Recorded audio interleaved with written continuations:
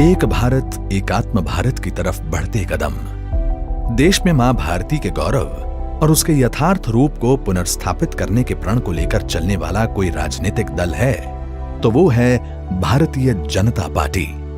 एक ऐसी पार्टी जो प्राचीनतम और समृद्ध भारतीय संस्कृति की रक्षा के लिए सदैव तत्पर रही है और एक भारत श्रेष्ठ भारत के सिद्धांत को आत्मसात किए हुए है।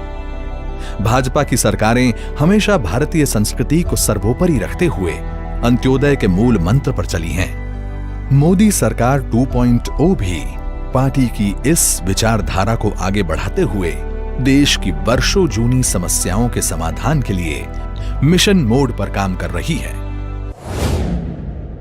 30 जुलाई 2019 वो तारीख जब देश की संसद में मुस्लिम महिला विधेयक पास हुआ और मुस्लिम महिलाओं को 3 तलाक की कुप्रथा से मुक्ति मिली। अब देश में 3 तलाक गैर कानूनी है और इस कानून का उल्लंघन करने वाले को सजा और जुर्माने का प्रावधान है। कश्मीर और राष्ट्रीय एकता का विषय भी जनसंघ ने ही प्रमुखता से उठाया था। श्रद्धेय श्यामा प्रसाद मुखर्जी के नारे एक देश में 2 निशान, 2 विधान और 2 प्रधान नहीं चलेंगे को आत्मसात करते हुए पार्टी के कार्यकर्ता दशकों तक लगातार कश्मीर समस्या के समाधान को लेकर आवाज उठाते रहे। लेकिन इस समस्या का समाधान हुआ 5 अगस्त 2019 को, जब जम्मू कश्मीर से अनुच्छेद 370 और 35A को हटाने के फैसले को संसद की मंजूरी मिली। इसके बाद जम्मू कश्मीर और लद्दाख 2 केंद्र शासित प्रदेश बनाए गए।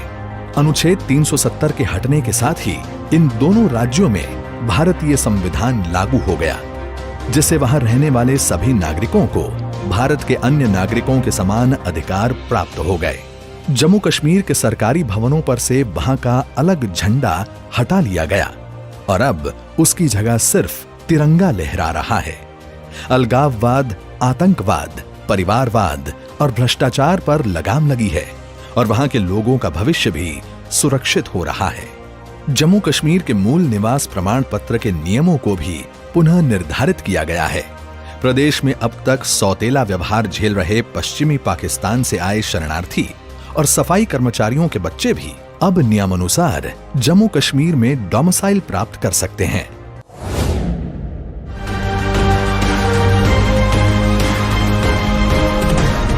भारतीयों की आस्था से जुड़े अयोध्या में श्री राम मंदिर के मुद्दे को भी दशकों तक निजी स्वार्थ की राजनीति के कारण लटकाए रखा गया। भाजपा ने राम जन्मभूमि पर मंदिर निर्माण के लिए अनवरत संघर्ष किया। केंद्र में मोदी सरकार आने के बाद राम मंदिर मामले की सुनवाई में तेजी आई और नवंबर 2019 को सुप्रीम कोर्ट ने राम जन्मभूमि के पक्ष में फैसला सुनाया। इस फैसले के बाद मोदी सरकार ने तुरंत ही श्री राम जन्मभूमि तीर्थ क्षेत्र नाम से स्वायत्त ट्रस्ट का गठन किया। सुप्रीम कोर्ट के आदेशों के अनुसार एक स्वायत्त ट्रस्ट श्री राम जन्मभूमि तीर्थ क्षेत्र, ट्रस्ट का नाम होगा श्री राम जन्मभूमि तीर्थ क्षेत्र। ये ट्रस्ट अयोध्या में भगवान श्री राम की जन्मस्थली पर भव्य और दिव्य श्री राम मंदिर के निर्माण और उससे संबंधित विषयों पर निर्णय लेने के लिए पूर्ण रूप से स्वतंत्र होगा। राम जन्मभूमि पर भव्य राम मंदिर का निर्माण कार्य शुरू हो चुका है और राम लला चांदी के सिंहासन पर विराजमान हो चुके हैं।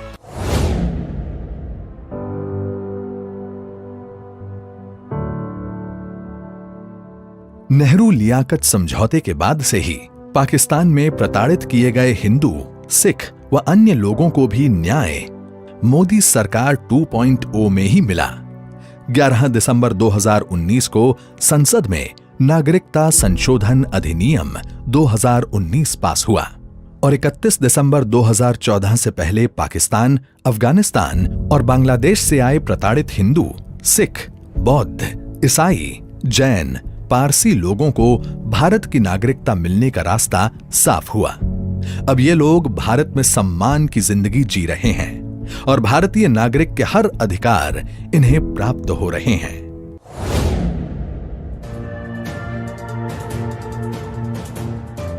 उत्तर पूर्व की प्रगति और वहां के लोगों के सशक्तिकरण के लिए मोदी सरकार सदैव प्रतिबद्ध रही है। वर्षों पुराने ब्रू रियांग शरणार्थियों के मसले और असम में बोडो समस्या का भी मोदी सरकार ने स्थायी समाधान निकाल लिया है। करीब 34,000 ब्रू शरणार्थियों को त्रिपुरा में बसाया जा रहा है और उनके पुनर्वास के लिए केंद्र सरकार आर्थिक मदद भी कर रही है। बोडो समझौते के बाद अब बोडो की सामाजिक, भाषाई, सांस्कृतिक और जातीय पहचान को बढ़ावा मिल रहा है और विभिन्न परियोजनाओं से जनजातीय क्षेत्रों का त्वरित विकास सुनिश्चित हुआ है।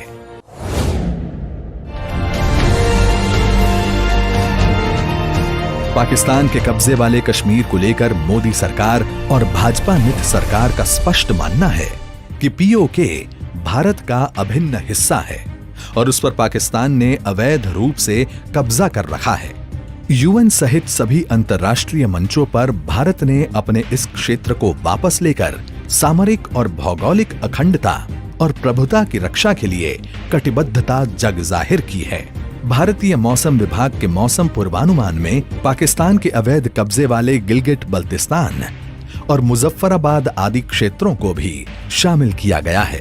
पिछले एक साल में एक भारत एकात्म भारत के लिए मोदी सरकार 2.0 लगातार बड़े फैसले लेती रही है और ये क्रम अनवरत जारी है।